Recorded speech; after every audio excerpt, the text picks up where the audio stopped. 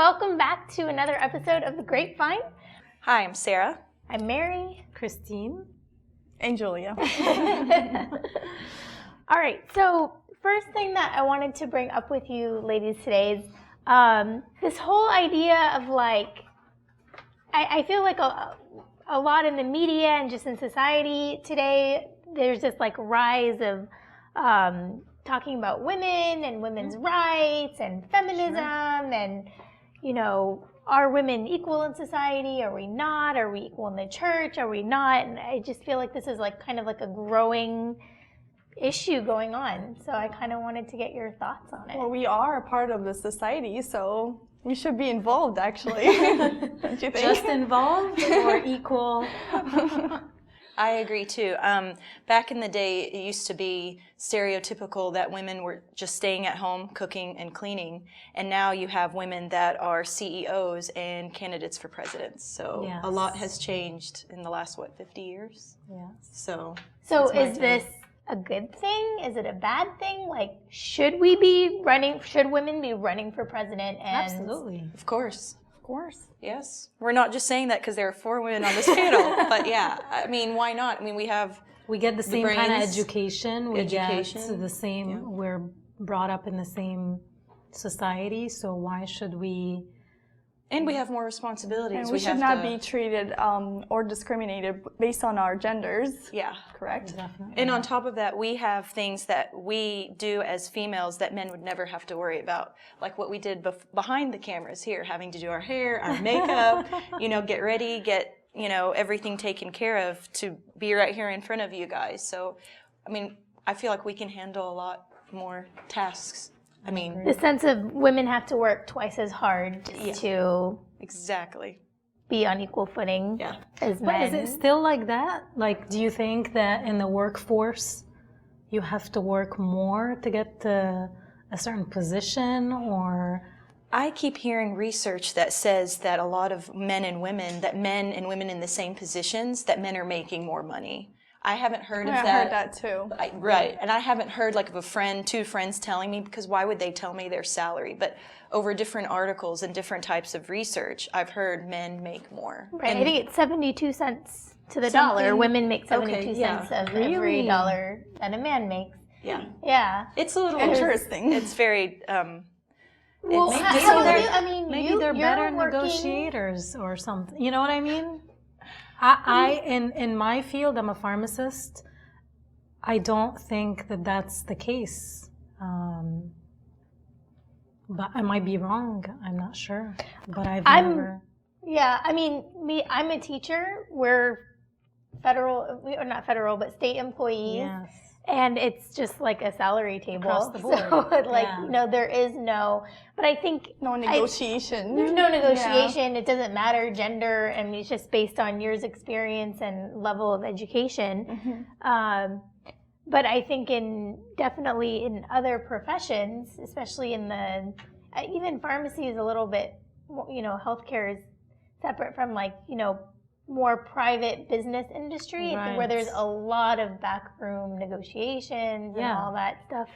I actually take it back. I remembered a job my previous job, I used to live in Texas, I now live here. One of my male colleagues, actually shared with me what he got offered for the same job. We both got hired in together, and as y'all were discussing that, I actually remember he was making a couple thousand more than I was, but I don't think were you in the same experience level? Position. Wow. But that was the thing. Well, I thought maybe he had more experience, but I didn't think of it as unfair. I immediately thought, oh, he probably had more experience, longer than me. But now sitting here discussing it, it's like, is it because he was a male and I was a female, or was it because of the experience? I mean, who knows that except the people that research and have the resumes on file, I guess. Yeah. Well, and then you also have this dynamic with women that a lot of women will stop working for a time period. They'll start their career and then get married and have kids, and will take, some only take 6 weeks off, but others choose to take a year off, 2 years, 5 years, and then they re-enter the workforce. Well, the men that didn't do that have gone up, several rungs of the ladder, and then the women are But that shouldn't be fair, because the woman is the one that has to feed the child, if you know what I mean. They have to do the stuff that a mother you have to be more considerate when it comes when it comes to motherhood. And I think that women are not being treated in that area since almost the very first question they ask you, are you a mom? Now, if you have been to on a recent interview, they ask you if you are a mom now. I don't think they ask it like that. Yeah, it's tell me about yourself. Yes. So indirectly, but Yeah. is that legal? Can they? No. So legally, you're not allowed to discriminate based on family. But like Christine was saying, they find ways around it. Yes. You know, Yeah, like tell what me do you about your like to free do? time. Yes. Yeah, like what's How your many kids you weekends have? like? Sneaky. How old are they? I heard They're also not going said to ask so do you plan on getting pregnant in the next 2 Yeah. years? They're not going to ask that. But really quick, just for the discrimination part, I also heard, just while really quickly y'all talked about the interview, I also heard you shouldn't wear a girl should wear her wedding band to an interview. Should not. Yes. Because they'll know that you're married I was or on not. interview that one time, and the very first thing that lady looked at was my ring. And I was done 5 minutes later because she wasn't married. I looked at her and at her hand, and she was not engaged or married. I don't know about her social life, but we never talked. So the very first thing I see, her looking in my hand. So it actually has happened to you. Yeah. I wonder that, but is that again relating back to the subject? Is it feminism? She's a newlywed, she's going to start having kids, she's like y'all said, a mom. Yeah. I didn't realize that they point blank asked you, are you a mom, or indirectly asked you. I didn't think that was legal. It's not.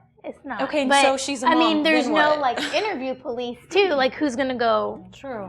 To say what questions were asked, except the two in the room, the interview and the interviewer. Yes.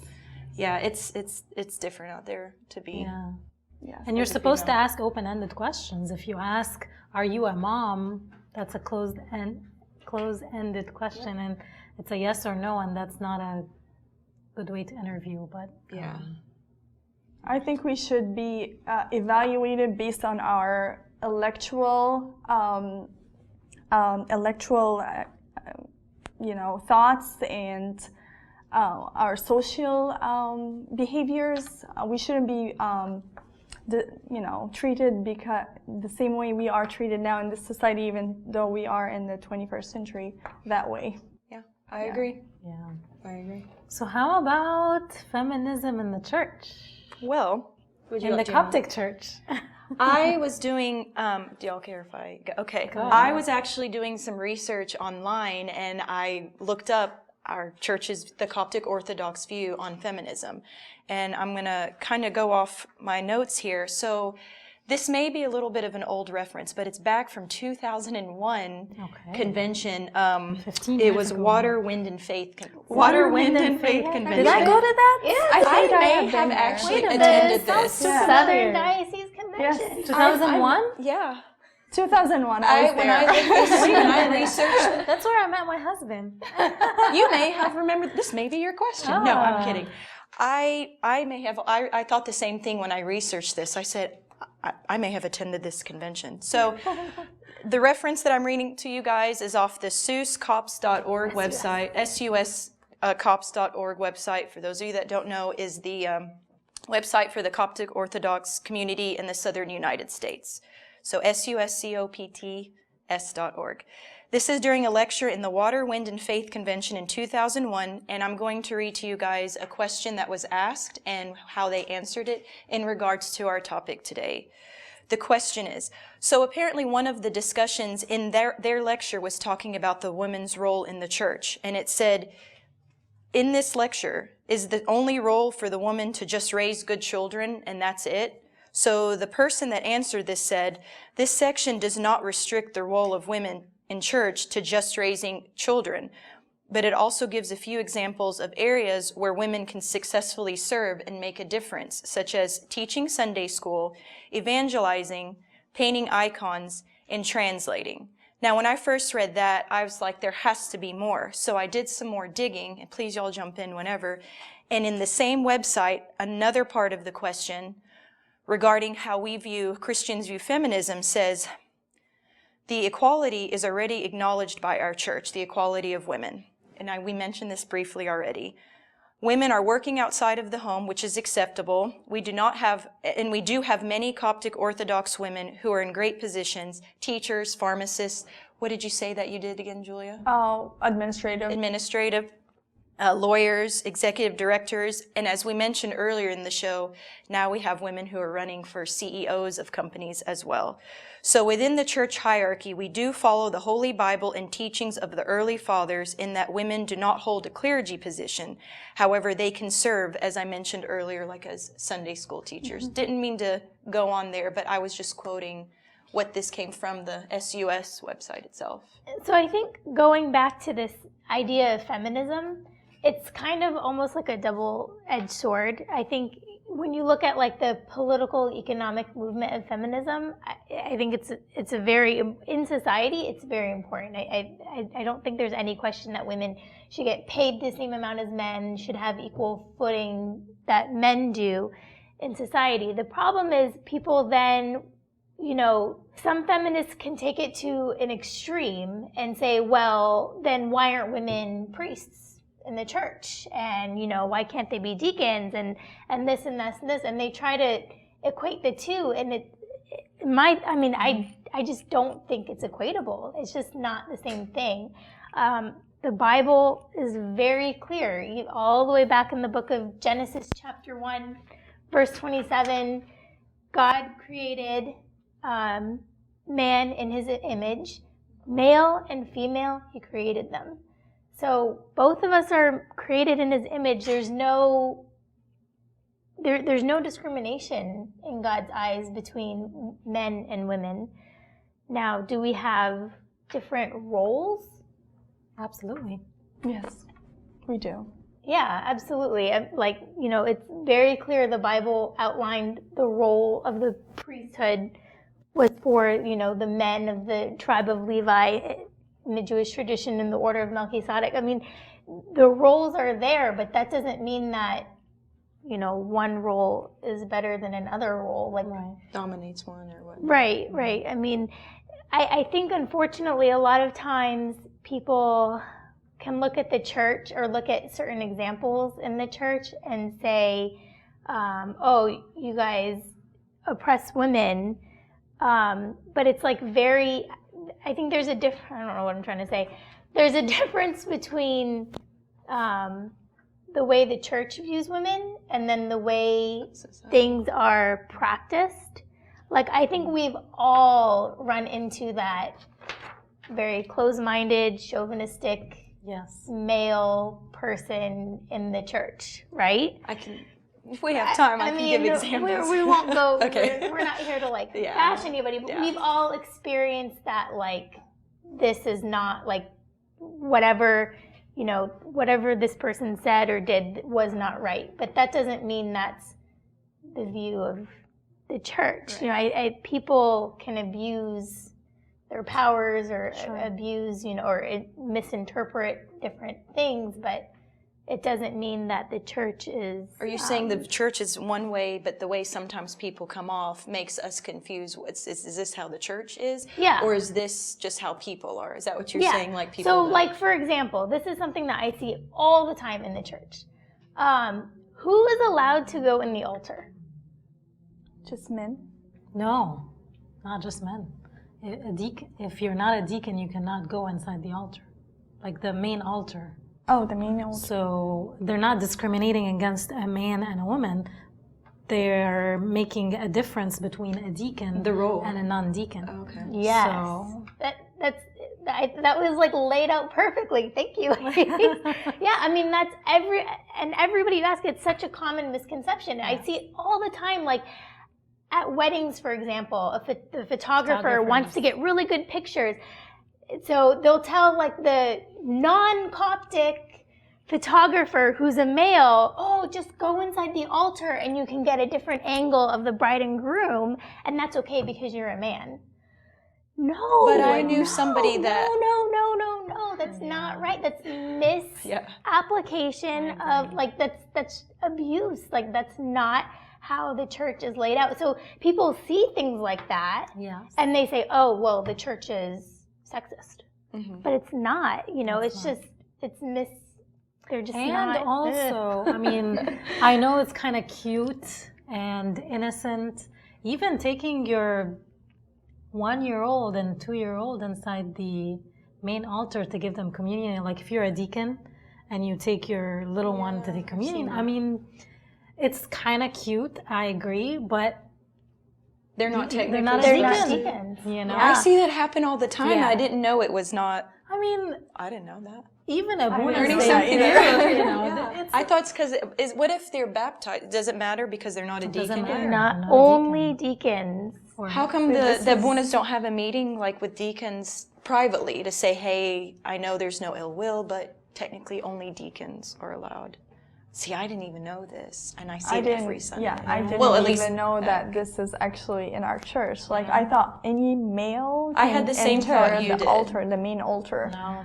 But, No, no, it's yeah. it's not how. Yeah.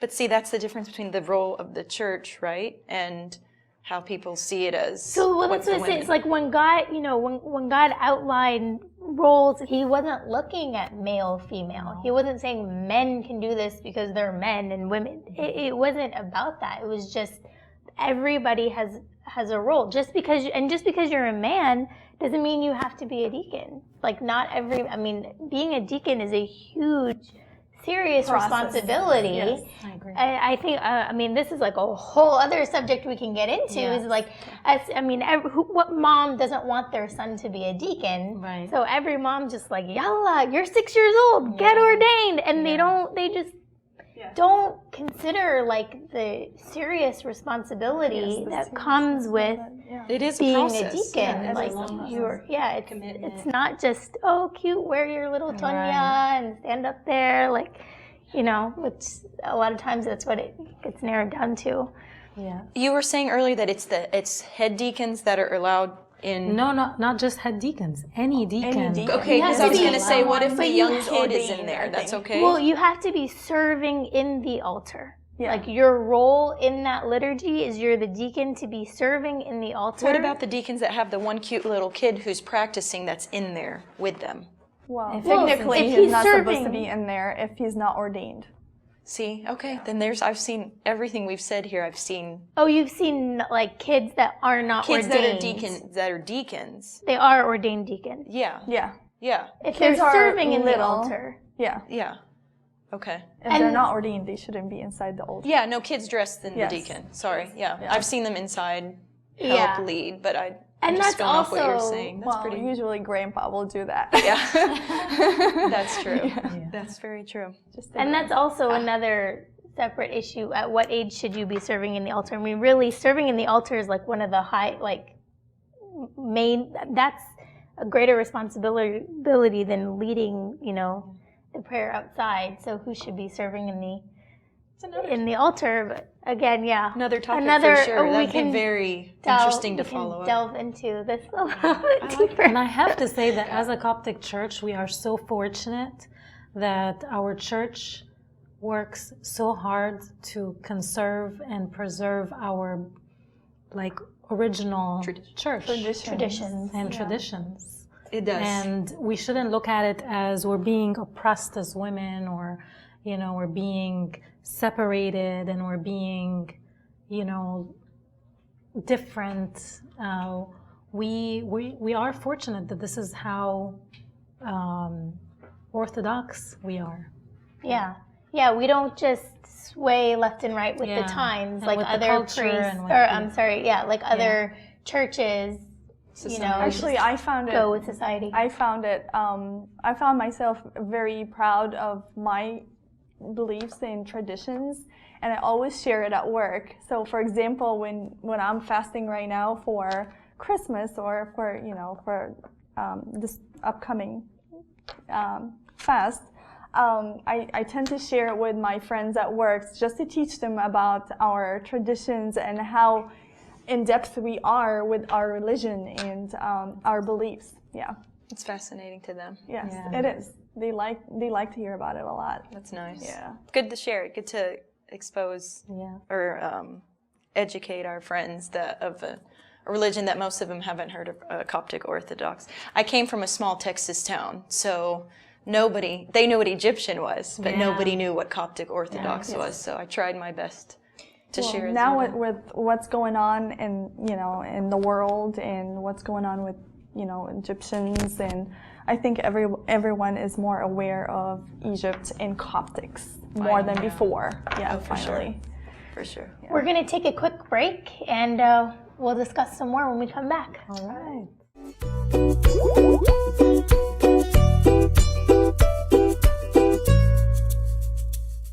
Welcome back to the Grapevine.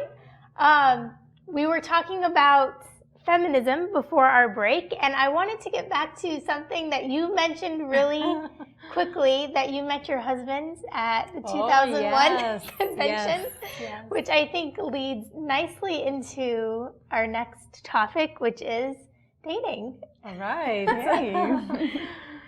As Coptic women and men, do we date? Is that something that Christians do, or how do Coptic people get married? Every one of us here is married, so it does happen. We all go through a process. So let's get everyone's opinion on this, because it's a hot topic. Okay, I'll go. So I feel like in our church, dating and the term boyfriend and girlfriend is like so shunned. Like if you hear somebody have a boyfriend or girlfriend, it's like, we don't say that, we don't say that. But everybody knows that this guy and this girl are kind of interested in getting to know each other, right? So whenever I was with my now husband, even as an adult, I couldn't call him boyfriend. To my Coptic friends, to my American friends, I would say my guy. So that's number one. In Christian dating, it's hard for some of us, I'm just going off personal experience, to use the term boyfriend. It's supposed to me, it just seems childish. Like, I've always felt like boyfriend, girlfriend, just very like teenager, like. So what term would we? I mean, I just said guy until he put a ring on it, and then we said fiance. But I feel like the Coptic church or Christian form of dating, it is allowed, but it's kind of supposed to be on the hush-hush, not because you're doing it behind your parents' back, but I think it's because of reputation, because if it doesn't work out, our culture thinks that, because somebody got to know somebody of the opposite sex and it fell out, they're bad because they have history. You don't know what they did or didn't do. It could have been one phone call. It could have been 2 dinners. But I feel like our culture is so hush-hush about dating until there's the engagement or the, excuse my Arabic, I can never say this, the lipsil. Thank you. And so it is a little different. I guess in our culture as well, our dating is courting. Or that's what they. So I have a question. Yes. I'm sorry to interrupt you. Please. But did your husband back then, when you guys were dating, did he introduce you as his girlfriend? We always tell youth, I feel like the number one question at any convention, high school convention, college convention, what is like, why can't we date, right? Yes. It's like the number one, why can't we date? Why can't we date? Yes. And I think the word dating is really the problem, because in American or non-Christian society, when you talk about dating doesn't really go anywhere. It's not when you think of dating, when you talk about dating, you think about the movies, you think about how people do it in the magazines and the American way. The physical interaction. It's just the physical interaction. Casual. It doesn't need to be serious. Nothing serious. It's not there's jumping from one relation to another. Exactly. Yeah. And that is just flat out, that's not Christian. That's not the Christian way of doing things. So, but when you talk about dating with intention, dating with the purpose of marriage, then there's nothing wrong with that, right? You can use the word courtship, you can use dating, you can use talking to one another, it doesn't matter. It's just semantics at that point. Yeah. But it's all about what is your intention. So this is what I tell the youth all the time. If you are, dating or talking to somebody of the opposite sex and you don't want your parents to know or your abuna to know or whoever to know, then what you're doing is not right. Yeah.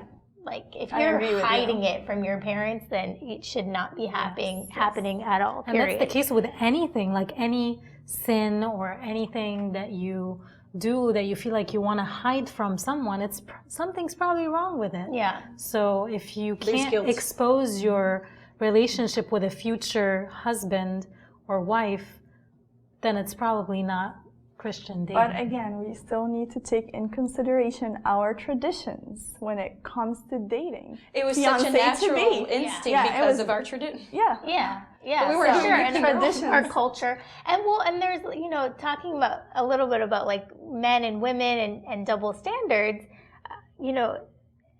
It's sad to say. Tell me if you disagree with me, but I feel like there's a big difference when two people are, say, engaged and break off the engagement. The way the woman is viewed after the engagement is broken off, it's really versus bad. The man is I viewed. wish we can change that, really. So, I don't think just engagement. I think even a breakup. It's looked at, who knows what they did.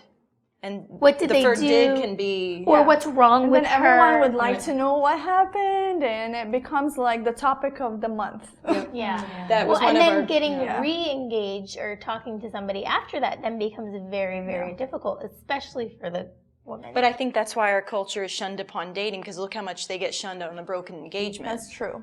So if they had a breakup, but going back to something you said earlier, our view of dating versus the non-Christian way is some date just to have fun, to have a companion, to go out to this dinner or do whatever. Not, you know what, I think I may one day marry this person. Yes. Yeah. So the girl always seems, kind of our topic from earlier this episode, it seems like the girl is always the one with the bad reputation. I read something a long time ago, just speaking of bad reputation really quick, when you see one girl with a group of guys, it's like, why is she with a group of guys? Like, what is she? What's her? Well, same for men as well. But if you see a guy with a group of girls, he gets labeled these names player. that aren't taken. Thank you. And it's not offensive to him, but not to go off topic, but just speaking of bad reputation. Yeah. And I feel bad. I know friends who have had multiple, like 1 or 2 engagements, and they married the second engaged person, or they called them both off. And I had, probably because of our culture, the same, like, man, I wonder why that, broke off. That really sucks, because they were that serious. But then when I got to know them, it's like, you never know. There could have been an issue in the family financially. There could have been, maybe the couple was great, but the in-laws were not. But not really. That's the purpose of engagement. Like, if there wasn't that time period, like, you might as well just get married the first day you meet. Like, the purpose of that is to make sure things work out. Like, if you're gonna break up, break up then, because not a once, break from marriage. Once you get married, like, that's it. I was actually just gonna say that. Like, we need to change that mindset of like, oh, they broke up the engagement. That's horrible. No, that's great. It's like, funny that's good that you broke up now. And you just saved yourself 30, 40, 50 years of problems. Yes. Or the hardest process to get divorced in our church, too. Oh, yeah. I actually know a priest that if he knows a guy and a girl that broke up an engagement, he says, congratulations. Yeah. Because you have realized that this person... Breaking an engagement is way better than breaking a marriage. Yes. Yeah. If they can even get to that. And you can't even say that it was an unsuccessful engagement. It was successful, because the purpose of the engagement is to find out, is this going to be a good marriage? Yes. So if the answer is no, I mean, it's still successful. You came to a conclusion, but good people conclusion. Don't view it that way. That's the problem. When I was younger, I viewed it as, what happened. When I was older and being in that age where friends were dating and sharing with me, then I was like, exactly what you said. It's like, thank God that they ended that instead of going through the marriage. Yes. But then going back to being engaged, I know some parents or some traditions, when they know that a guy and a girl are interested in each other, some parents have said they're not allowed to date until they get engaged. Then that's when they start dating. And I've known of some people who said because of that, they married outside the church, because they're like, that is way too strict. Like, I want to get to date people on my terms, the Christian way. But some old-fashioned parents said, "No, you can't date my daughter." Yeah, but that's not. This is not like this is not our a Christian way. It's more of cultural. So dating before engagement is actually very important because you still can test the person in front of you, but you still need to be at a mature level as well and have some sensible, feeling toward the person before you jump into conclusion, which is engagement, because as our society or our friends or family see us, after an engagement, breakup is not, a good way of looking. Yeah. So I feel like, people can tell, like if you have been a good person all your life and you started seeing a person and then you decided to get engaged or not, if they know you as a person and they know how good of a person you are, they shouldn't be judging you that way. Well, I think it's also how you carry yourself in the relationship. Like we, like something, for example, that my husband and I, Mark and I, tried and took very seriously when we were in that dating engagement phase was controlling our emotions and not making like emotional decisions, not getting super emotionally attached to each other before we're engaged and getting married and all of that, and allowing that our emotions to grow slowly. Control your decision. Right. Yeah. Because so if you break up, if you did, because emotions completely cloud our judgment. Sure. Yeah. We do things that we regret. We can regret when we're emotional. We say things that we regret or wish to take back after that emotion has passed. So again, with that, if you're engaged and then break up, where were your emotions? What role did your emotions play in that relationship will also determine, one, how people viewed your relationship and how you come out the other end. Yeah. Like breaking up an engagement or breaking up any relationship doesn't have to be this like devastating, eat a tub of ice cream, cry your eyes out on the couch for 6 months in your sweats and pajamas. Like that's the way the movies and TV and society tells us that we should feel. Yeah. But that's not, who said that we need to be an emotional wreck? Like that's just not, it's not wise. It's not, mature. It's not mature. That's why. Yeah, that's why our church actually advised people to start dating or get together in church through youth meetings. That's why they emphasize on the youth meeting every single week to let the youth meet each other and make a better decision. That way, you get to test each other during the meeting, see how you react, how does he take charge in this particular situation, for example, and then they can make a decision based on that factor. You all had really good points about the tradition and about how people view engagements and about the emotional. I guess I always tend to give examples when we do these episodes of whatever topic we're talking about. So I got married older than what society thinks somebody should get married, and I had a lot of pressure in my late 20s. I got married at 31 years old, 32. So when I was 28, 29, 30, people started thinking, oh, what's wrong with Sarah? She doesn't, she can't, we never hear with her of a guy, this, and that. And I personally was getting fed up because I was at a certain age. Actually, also one of the topics is what's a good age to get married, I think was one of the bullet points. So I kind of jumped ahead here. I don't think it's the number that shows up on your birth certificate. I know people that got married at 18 years old that are now in their 30s that are so in love. I know people that got married last year that were twice that age that are so in love.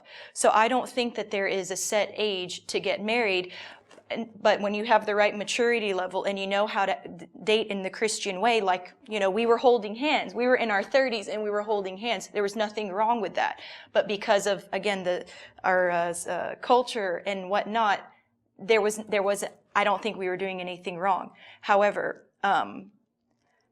I didn't let society decide, oh, poor thing, she's 28, she's 29. People came up to me and said, haram, oh, poor girl, and this and that. And they started finding things wrong with me. And I'm not like sitting here to toot my own horn, but there was nothing wrong with me. It's just the right guy, who's now named Mike, wasn't around in my life yet. And then we actually met on God's time, not on our time. I know it sounds cliche, but one day maybe I'll tell the story on this show. And now it was one of the best decisions I feel I made, even though I got married past 30 years old. Oh my goodness, I don't feel old because I'm a 30 plus, newlywed. You're not. So thank you. I have the heart of a child. It depends. No. So I feel like everybody goes through different things in their life. Some people may lose someone close to them at a young age, and they matured quicker than somebody who lost somebody in their 50s of the same family member. People go through to get their education, to teach. I don't think there's a right age to get married, but I feel like our society thinks that the minute you graduate from college, you better have a ring on your finger. The thing is, I think our parents, Egyptian parents, need to stop talking about this subject with their children or kids, because they put a lot of pressures. And once that kid is out, of high school, the very first thing they think about is, hey, have you found him yet? Did you meet someone today? Yeah. Did you go to that convention? Did you meet that person? So it's too much pressure. Even the priest, when are you going to get married? Calm down. Let them. I live that. Yeah. Like, I'm living proof of having to go through that phase. And then I know it was earlier in this episode that we talked about feminism, but you said something that I have to bring up. I was also one of those that I did not live with my parents when I graduated from college. I lived in the Dallas-Fort Worth area. My family lived an hour away. There was no point for me to commute an hour to work. I lived and worked in DFW. I actually had Coptic guys that were interested, that had the audacity to ask me why I don't live with my parents. Instead of seeing that I'm a college-educated woman, I was 20-something years old, I was a good girl. And again, going back to roles, I don't think men who are single, who are Coptic and unwed, would be looked at the same if they were Nobody in my would shoes. ask them that question. But I had guys say, oh, you live alone, and then you can hear the judgment in their voice. And I'm just like, are you kidding me? My husband actually said that was one of the things he liked about me, that I did get to live by myself, because I did get to have that window of independence that many may not get. I'm not bashing those that lived with their mom and dad until marriage. I'm again just speaking from my... I think bottom line is there's no cookie cutter answer. There isn't. We've all been through. Yes. But people judge you as if you should be a cookie cutter. Yeah. Stop judging, please. Yeah. Because it's painful. There was nothing wrong with me, okay? So it's we can even talk another episode about women's roles with, before they get married and what society sees, but that's... Yeah, so I think bottom line, there's no cookie cutter answer. There's no cookie cutter age. It's all about maturity. And having God as your guide. Yeah. Are you emotionally mature, spiritually mature, financially mature? Does our church actually forbid dating? Is the question. No, I mean, I think no, as long as it's with the intention of marriage, right? Yes. And I have 16-year-olds come tell me, well, yeah, I'm going to marry them. Well, okay, like an immediate future intention of marriage, not like planning on marrying that person 10 After years a few others, then go back down or 10 years down the road, because something else we can talk about later is having a prolonged 5-10 year engagement is also not a wise way of having a relationship with somebody of the opposite gender. As what of the American society do, they tend to date for a longer time than how we do it in our culture. I really don't prefer that way, because it just tends to cause problems and issues. And I mean, let's be honest, emotions run high, and sometimes you don't think with a straight head. When you're madly in love with somebody and you're in a long engaged period, you know, you're not, let's be honest, it's hard to keep yourself pure. You know, well, speaking of purity, I was at a Coptic convention. I think either I was in middle school or I was chaperoning middle school one. Either way, it was a while ago. And somebody said, you want to give your future husband a flower that has petals. But every time you date somebody, you're going to give him a piece of that petal because he's taken that emotion. I was just trying to reiterate what you're saying of the longer you wait. And if you end up dating for the wrong reasons and give this guy this petal, this guy, you're going to only give your then husband just a little stem. So I think that was what that Sunday school teacher was trying to imply about purity and about waiting. It's a very good example. So you want to give your future spouse a full flower. Yes. Thank you for watching this episode of The Grapevine. We'll see you next time. Bye. Bye. Bye.